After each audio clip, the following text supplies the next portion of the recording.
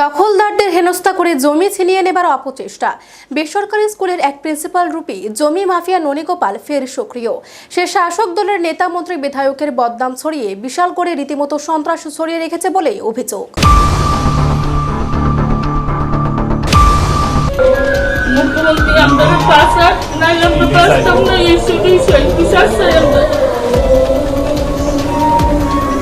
গরিব মানুষ আমরা টাকার জন্য নাই, তার টাকা আছে, টাকা দিয়ে অনেক কিছু করতেছে।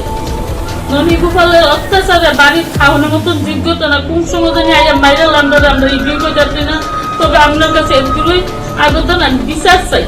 বিশালগড়ে বাম আমল থেকে জমি মাফিয়া হিসেবে পরিচিত ননীগোপাল দেবনাথ আবারও তার মাফিয়াগিরিতে নতুন করে হাত পাকাচ্ছে। বর্তমানে সেই শাসক দলের ছত্র ছায়ায় রয়েছে এমনটাই তার প্রচার।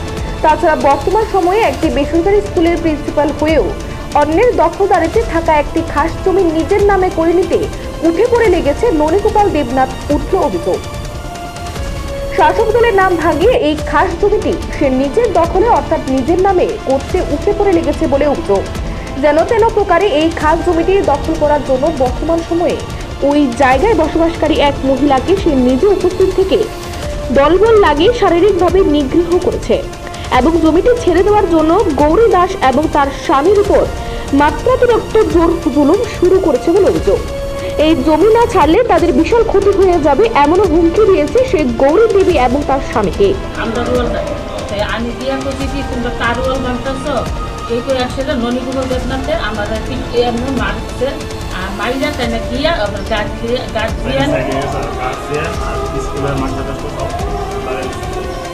বিভিন্ন সূত্র থেকে এমনটাই খবর। প্রসঙ্গত উল্লেখ্য, এক সময় ভানুলাল সাহার ছায়ায় থাকা এই ননীগোপাল দেবনাথ বর্তমান সময়ে নিজেকে বর্তমান শাসক দলের একনিষ্ঠ ভক্ত হিসেবে পরিচয় দিচ্ছে।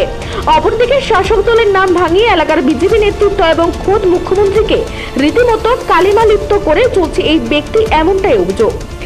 এদিকে আবার বিশালগড়ে এই জমি মাফিয়া ননীগোপালের কুকীর্তির ইতিহাস বহু পুরনো। জানা গেছে সে বিশালগড় এলাকায় খাস জমি খুঁজে বেড়ায়। নিজের পছন্দের খাস জমি পেলেই প্রতারণায় আশ্রয় নিয়ে ওই জমি নিজের নামে করে নেয় এই ননীগোপাল দেবনাথ। পরবর্তী সময়ে সে এই জমি বিক্রি করে দেয়। এভাবে সে কোটি কোটি টাকা কামাচ্ছে, এরকমটাই খবর। এই কুখ্যাত ননীগোপালের কেলেঙ্কারির শেষ নেই। বাম আমল থেকে জমি মাফিয়া হিসেবে সে ত্রাস সৃষ্টি করেছিল বিশালগড়ে। বর্তমান সময়েও সে তার সন্ত্রাস বজায় রেখেছে। এখন সাধারণ মানুষ মুখ খুলতে শুরু করেছে তার বিরুদ্ধে। প্রতিবাদী কণ্ঠস্বর তার বিরুদ্ধে সোচ্চার হতেই শাসক দলের নাম ভাঙিয়ে মিথ্যা গল্প সাজাচ্ছে জমি মাফিয়া ননীগোপাল দেবনাথ। সম্প্রতি তার বিরুদ্ধে ব্যাপকভাবে সোচ্চার হয়েছেন গৌরী দাস নামে এক মহিলা। জানা গেছে ননীগোপালের স্কুলটির সাথে রয়েছে গৌরী দাস এবং তার স্বামীর বাসস্থান। যদিও 30 বছর ধরে এই খাস জায়গাটি দখল করে গৌরী দেবীরা বসবাস করছেন, কিন্তু এবার এই জমিটির দিকে নজর পড়েছে ননীগোপালের। যে কোনো উপায়ে সে এই জমিটি দখল করার জন্য উঠে পড়ে লাগে। কিছুদিন আগে গৌরী দেবীদের দখলদারিতে থাকা এই বহু মূল্যবান জমিটি 5 লক্ষ টাকায় কিনে নেবে বলে প্রস্তাব দিয়েছে ননীগোপাল, কিন্তু এতে রাজি ছিলেন না গৌরী দেবী এবং তার স্বামী। শেষ পর্যন্ত এই প্রস্তাবে রাজি না হওয়ায় ননীগোপাল দেবনাথ গৌরী দেবীকে সীমানার বাউন্ডারি ভেঙে তাদের দখলে থাকা জায়গা দখল করার প্রয়াস নিয়েছিল। তার প্রতিবাদ করায় গৌরী দেবীকে শারীরিকভাবে হেনস্থা করেছে ননীগোপাল দেবনাথ, এমনটাই অভিযোগ। এমনকি গৌরী দেবীর উপর হাত তুলে সে তার স্কুলে পঠন পাঠনরত শিক্ষার্থীদের অভিভাবকদের গৌরী দেবীদের উপর লেলিয়ে দিয়েছেন, এমনটাই অভিযোগ। এক্ষেত্রে নিরাপত্তাহীনতায় ভুগছেন এখন গৌরী দাস এবং তার স্বামী। এই ব্যাপারে গৌরী দাস এদিন নিজেদের নিরাপত্তার জন্য মুখ্যমন্ত্রীর হস্তক্ষেপ চেয়েছেন সাংবাদিকদের মুখোমুখি হয়ে।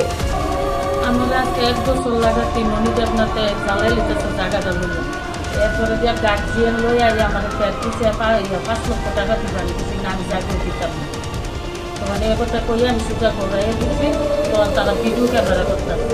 এরপরে একদিন কি সকালবেলা আমি বাইরে গেছি, বাইরে যাইয়া দেখি তারা তেরা ভাঙ্গা লাগছে, ওয়াল ভাঙ্গা লাগছে। তখন আমি আমরা ওয়ালটা আমি দিয়া কইছি কি তোমরা কারওয়াল বানতেছ, এই করে আসলে ননীগোপাল দেবনাথে আমাদের এমন মারছে মাইরা তাই না গিয়া গার্জিয়ান